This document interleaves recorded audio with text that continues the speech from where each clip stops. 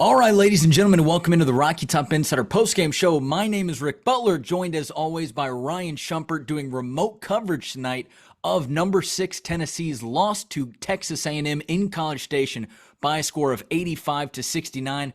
Ryan, this was a game in which the Aggies uncharacteristically shot the lights out from three-point range, especially there in the first half, and able to build up a big lead. Say what you will, though, Tennessee still fought down late. As Jimmy Dykes, I think, said on the broadcast one time, Tennessee's offense resembled, quote, something you would see out of the Body Farm in Knoxville. A&M sort of held about a 20-point lead for most of the second half there. Ryan, ultimately, with this big loss, what did you kind of see tonight from Tennessee in this game in College Station?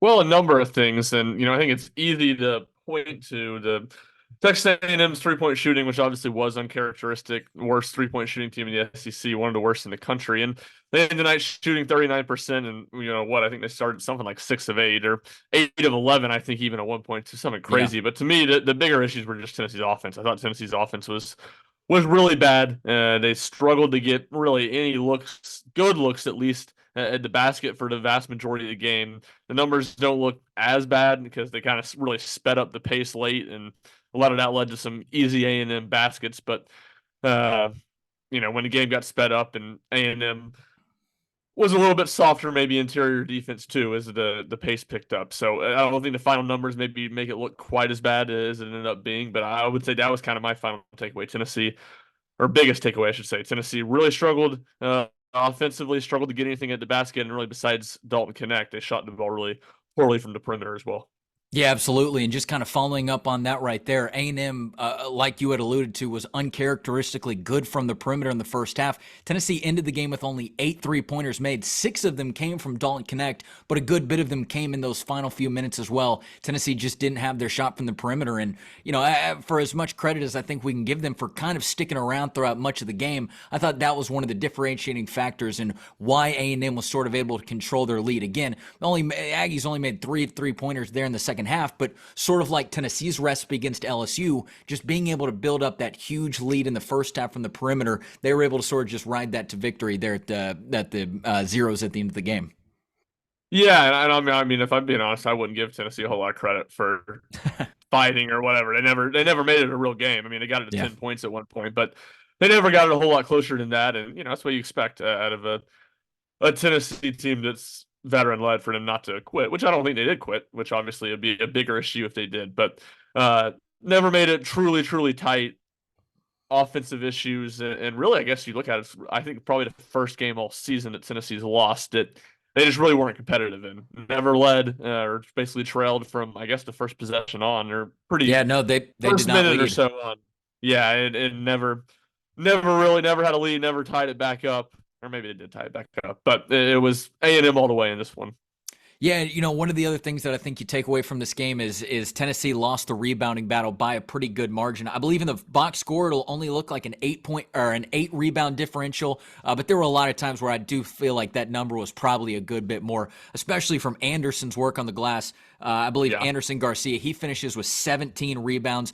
That's about half of Tennessee's whole total of rebounds in the night. He was everywhere, but I again just felt like not only were they, was A&M able to take away Tennessee's offensive possessions, but they're able to continue to give themselves boards on the offensive end, kick those out to three-point shooters, and then their guards had a terrific night, just sort of playing one-on-one basketball against Tennessee. They gave them space to work with, and A&M's guards were able to execute in that half-court offense.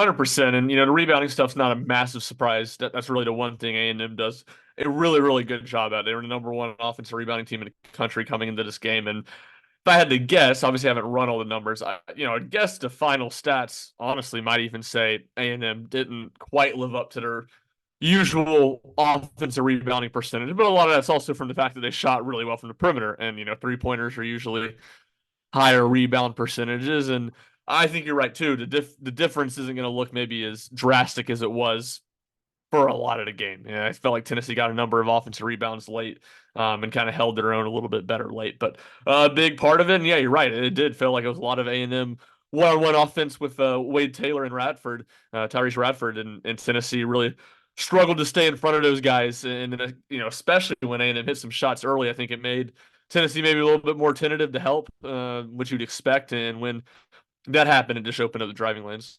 Yeah, you talk about Wade Taylor and Radford. They combined for 52 points on the night. But again, I want to go back to Tennessee's offense, which just struggled for all 40 minutes of the game. Tennessee ends the game at 37% from the field, 27% from three-point line. Did you see anything throughout the game that just kind of spelled out trouble to you or sort of indicated why Tennessee was having a bad night? Or was it maybe as simple as just not making shots?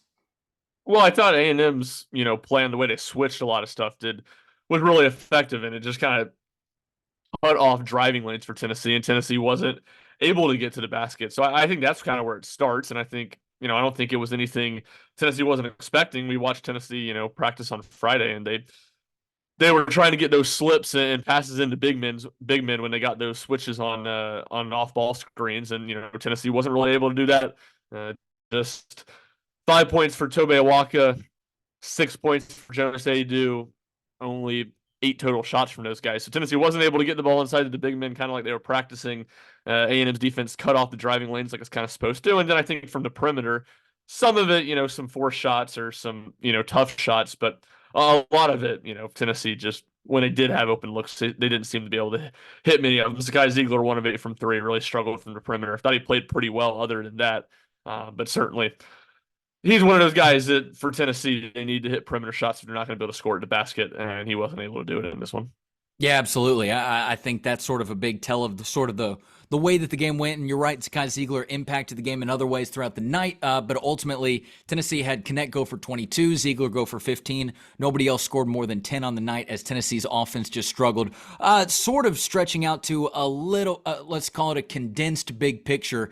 Tennessee goes onto the road and defeats Kentucky in Rupp Arena last Saturday night. It was a huge victory for the Vols, scoring up more than 100 points. Come back to Knoxville, have a 20-point victory against LSU. But those two games are bookended by pretty big losses to both South Carolina and tonight against Texas A&M. What do you sort of make of this 4-game stretch for Tennessee, and what does this tell you about the Vols at this point in the season? That's a good question. I might have to get a little bit further away from it to Sure. have a better idea. I think it's you see some vulnerabilities from Tennessee's offense, and some teams have been able to do some things to take it away. And I think maybe more than anything, you see just the importance of Jonas Adu when he gives Tennessee that consistent inside scoring presence when he's on, and he struggled in both those losses, and really more in the South Carolina game than tonight. But just they haven't been able to get offense from him, and when that happens, they have the tendency to maybe become a little bit more 3-point dependent like they've been in recent years.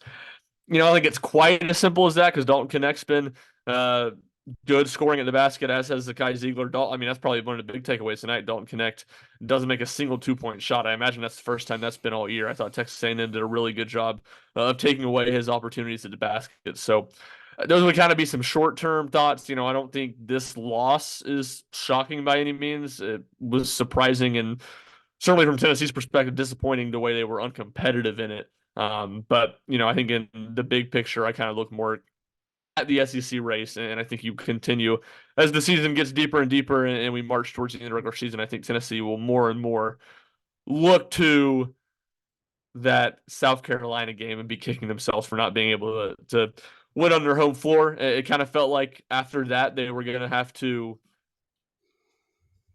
of the South Carolina, Alabama, and Kentucky games, South Carolina, Alabama, A&M, Kentucky games on the road, they were going to need to win at least 2 of those, if not 3, if they really wanted to win the SEC. And obviously they go 1-1 in those first 2. They get one last Saturday, drop one this Saturday, and then we'll go into it'll be a couple more weeks into March before they play those other 2 games. Yeah, and a big, I guess it'll be a Valentine's Day matchup coming up this week against Arkansas, who I believe defeated Georgia in Fayetteville earlier today. That was one of the games that sort of led into, again, Tennessee's game against Texas A&M today. The Vols scored 28 points in the first half. It was not a great showing, 41 points in the second half. But either way, it was not enough to come back and defeat Texas A&M on a hot shooting night in College Station. Ryan, any other kind of final takeaways from this game before we wrap things up? Yeah, I'll talk a couple lineup things. And, I don't think this was the difference in Tennessee losing, but I just thought there was some peculiar stuff from Rick Barnes substitution wise tonight. Jemima Meshack plays 1 minute in the first half, and he ends up playing 15 in the second half and was one of Tennessee's best players. He's one of the guys that I really thought brought the toughness, one of the few guys for Tennessee that brought the toughness that was going to be required to win a game like this. And for, Jordan Gainey played 6 more minutes than him a lot more, maybe 10 more of those were in the first half. I just didn't really get that. It was not, to me, not a good night for Jordan Gainey. He struggled defensively, didn't bring much offensively. So that's one thing I'd point to. And then just the way Tennessee really handled Dalton Knecht, I didn't think made a ton of sense either. They sat him, and I Yeah. don't have it sitting here right in front of me, the stats. They sat him for a long stretch in the second half. And it almost felt like, to me, what you were going to have was kind of like what they did with Kennedy Chandler 2 years ago at Texas, where it was like Rick Barnes sending a message. There was at a few times it was very clear he was unhappy with Knecht's effort defensively, and obviously it was not a night that Dalton Knecht was at his best offensively. So I kind of got it. If you're going to do that, you can debate whether he should have done that or not. But if you're going to do it, I get that. I get where you're coming from. But then he puts it back in for the last 5 minutes of the game. And at that point, it was like Tennessee had already, the run you kind of mentioned, had already come and passed. It's like Tennessee got it to 10. Yeah. You're going to put Dalton Knecht back in the game. That's when you would have put him back in the game when you got it to 10 and try to give you a little bit more offensive firepower to hope he does what he did when he came in, which was immediately hit 2 threes on the first 2 possessions. So then to bring him back in when they were down, I don't know. I don't have it in front of me. I think it was 15 or 16 with 5 minutes left. The way they handled Knecht in the second half and his minutes, those were that, and then Jemai Mashak's minutes combined with Jordan Gainey were 2 things that just didn't really make sense to me tonight. Again, I don't think that was the difference in Tennessee winning or losing. Stuff like that rarely is in a game that you lose by 16 points, but just something that kind of caught my eye and it didn't make a whole lot of sense to me. Yeah, absolutely. I think that's a great thing to point out. And again, we'll see how Rick Barnes handles things in the post-game press conference, which you can go and find over on RockyTopInsider.com's and the YouTube page. One last thing real quick that I thought was funny and notable from the game. Texas A&M has do you know where I'm going? Are you going with the timeout?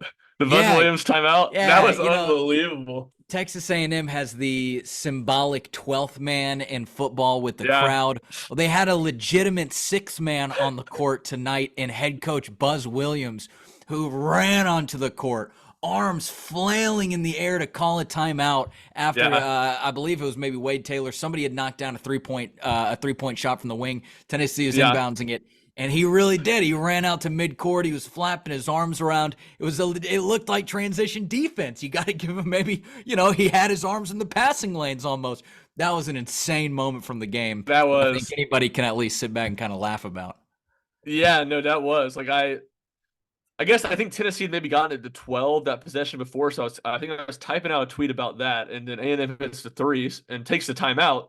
So I think I maybe hits the 3. So I look down and I'm typing about the 3, and Tennessee makes a run immediately, A&M 3, and I hear the timeout and I hear the announcers kind of talking about it, but I don't see it until they show a replay, and it's the angle from like the opposite baseline under the goal that Tennessee was scoring on, where he literally was like could not have been more in the middle of the court.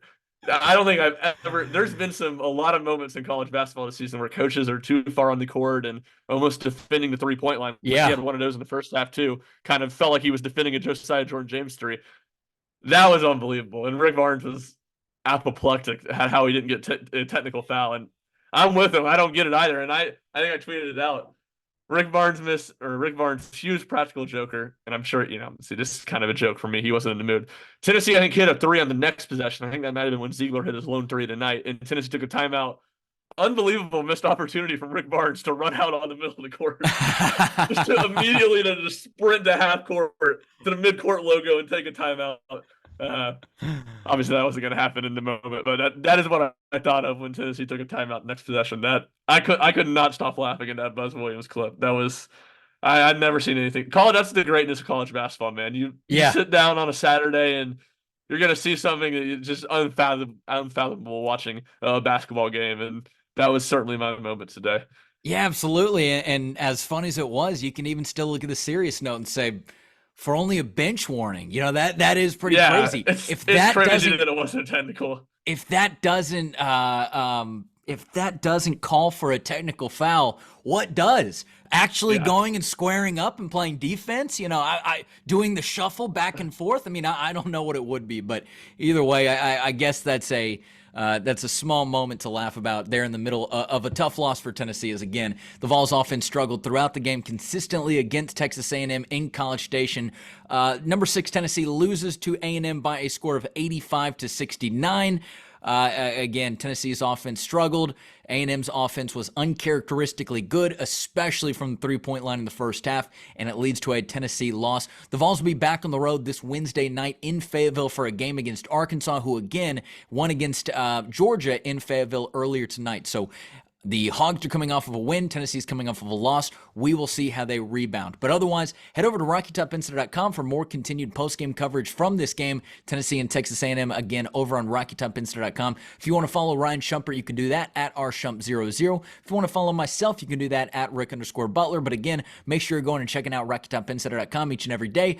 For Ryan Shumpert, I'm Rick Butler. It's been the Rocky Top Insider post-game show. We'll see you back for the next one.